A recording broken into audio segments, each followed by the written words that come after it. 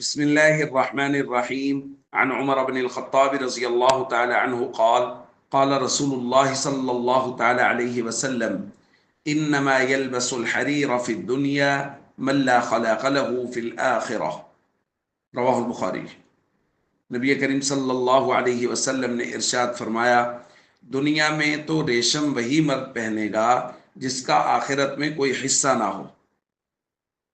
دوسری روایت میں سیدنا علی رضی اللہ تعالیٰ عنہ بیان فرماتے ہیں ان رسول اللہ صلی اللہ علیہ وسلم اخذ حریرا فجعله فی یمینہ واخذ ذهبا فجعله فی شمالہ۔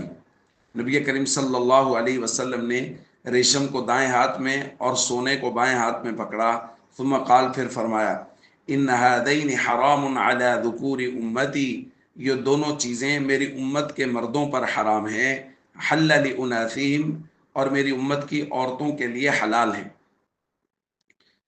دوستو، ریشم کے پہننے سے نبی کریم صلی اللہ علیہ وسلم نے مردوں کو منع فرمایا ہے، اسی طرح سونے کے استعمال سے بھی منع فرمایا ہے، اور وجہ اس کی یہ ہے کہ یہ دونوں چیزیں زیب و زینت کے لیے استعمال کی جاتی ہیں۔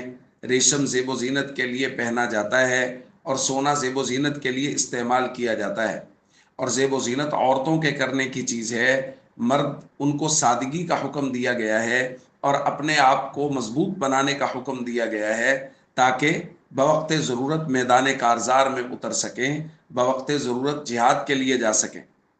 اس لیے زیب و زینت کی تمام چیزوں سے شریعت نے مردوں کو دور رہنے کا حکم دیا ہے۔